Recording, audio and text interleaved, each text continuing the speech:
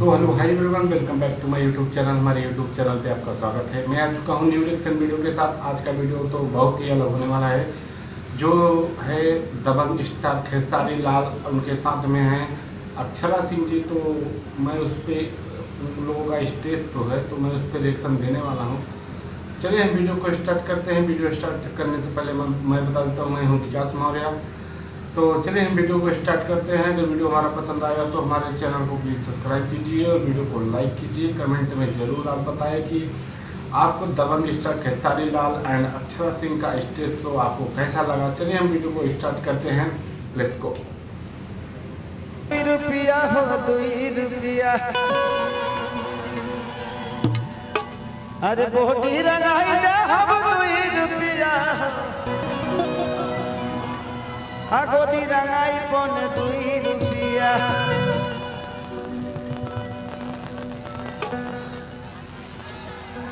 मेरा अभी मैं इधर बीच में लगातार गोरखपुर अपना सिनेमा भी कर रहा हूँ।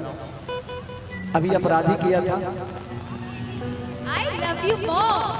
I love you so much. तर गई जा, आई लव यू कहतली तर गई जा। एगो एम्बुलेंस बोला था, लोग तबीयत खराब हो जाएगी। ओके ना? नहीं तो अक्षरा लेकिन सिर्फ आई लव यू बोलने से काम नहीं चलेगा। आप लोगों को प्रॉमिस करना पड़ेगा कि अगर मैंने आई लव यू 2 बोला है तो आपको भारी मतों से इनको जिताना ही जिताना है, ताकि मैं वापस आऊं आप लोगों की इस क्षेत्र में। पक्का ना? प्रॉमिस? मत वाली जबान। क्या बात है। अगर आप लोग जिताएंगे तो सबको आई लव यू बोलने फिर आएंगे। हम पक्का बोल रहे हैं। आई लव यू की कोरोना का वैक्सीन ना खाली अकेले ना, आपके साथ ही लेके। हाँ हम आएंगे। हम दोनों आएंगे। हम दोनों आएंगे, और हम दोनों ही नहीं, हम और सारे लोगों को भी लेके आएंगे। आपकी जिसकी डिमांड होगी। आई देखा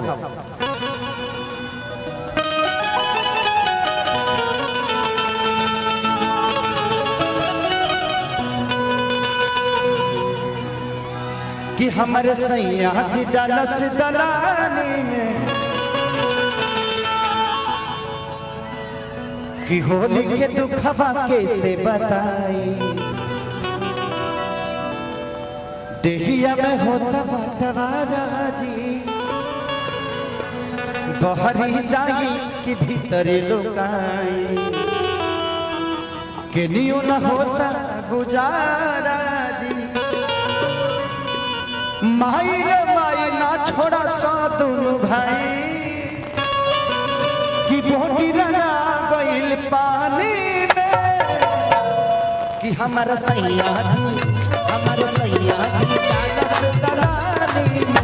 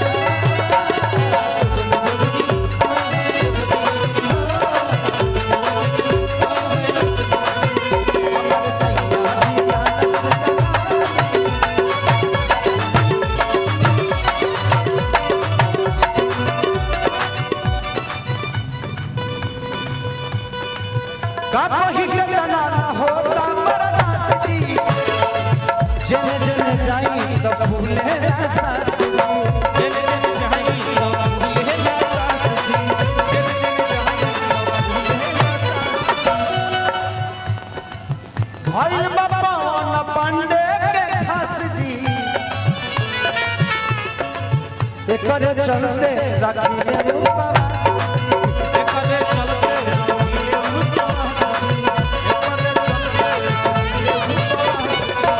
घेरा में पड़ले नथुनी विकास जी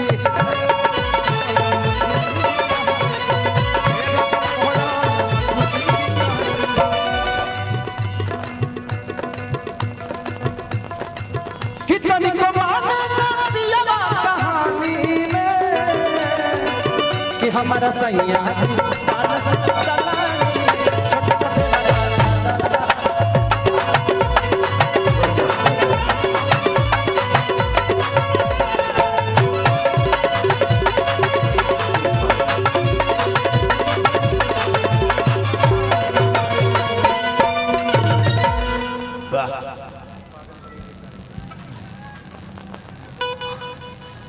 कि पागल बनैबे काले पत्थर की पागल बनैबे। देखिए इस उम्र में आपको पागल होने की क्या जरूरत है। हाई रिकॉर्डिंग कर लेंगे लेकिन इस उम्र में आप मत पगलाइए। हाँ अब बेटा पतों के मालिक हो गए होंगे आप। सब लड़के पगलाने वाले हैं ना, आप उनको पगलाने दीजिए।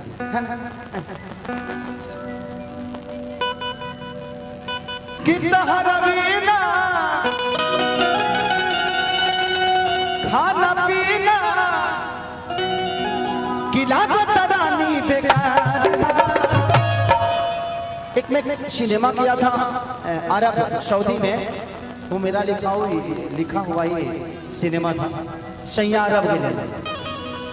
उसमें इस गाने को मैं गाया था। अजीत हलचल जी जो लिखे थे मेरे गाना कि दही के नदिया के तोहरा बिलारी रखवारे भइल राजा तना के डर जीते बड़ी करी खाती जे राजा दिनों रात रहे छतिए पर हाथ जे राजा। उन्होंने ये गाना लिखा था कि तहरा बिना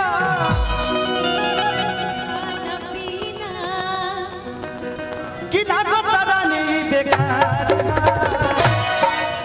एगो हमर दिल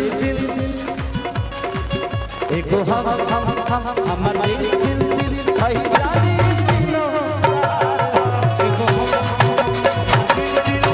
है जानी दिनो तोहार हमर दिल है जानी दिनो एगो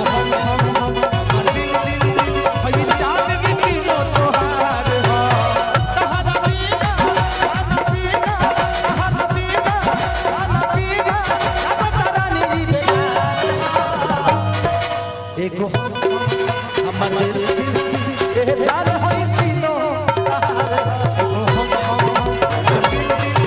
ए जान होई तीनो तोहार ए जान होई तीनो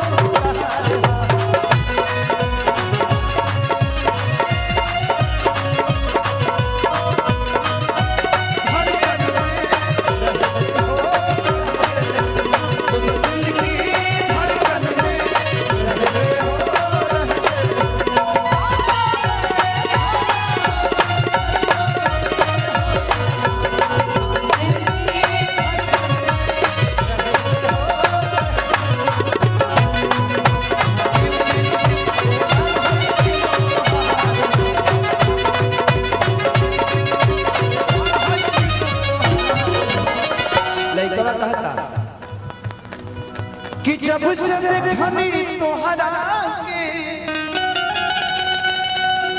बढ़ता बेचैनी हो कितना बताई ये मुकु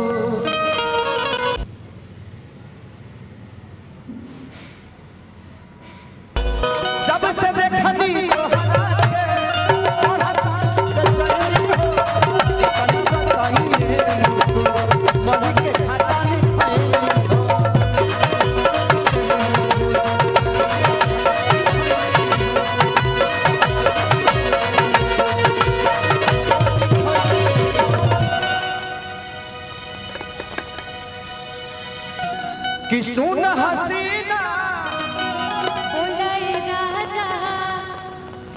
छूटे पसीना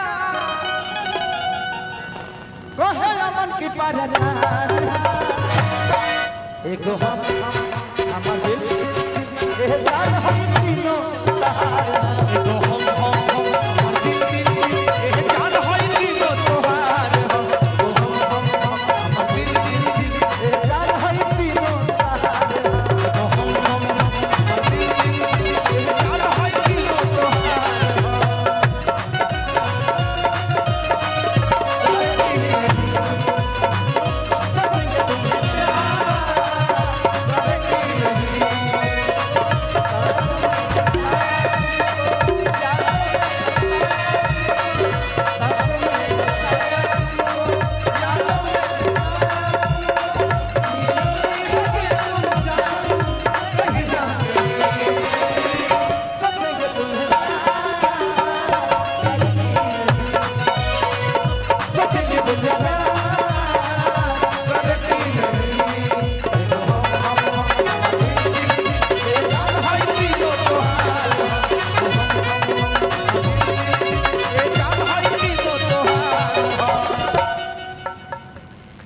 लइकवा कहा तलाश में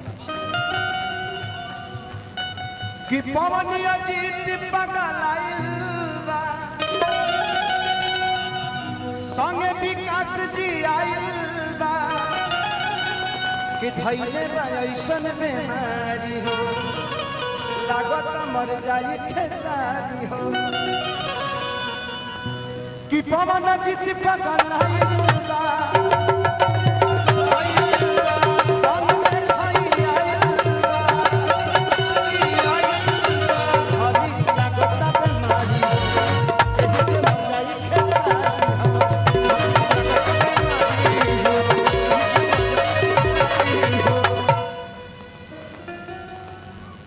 कि कहे ले रामा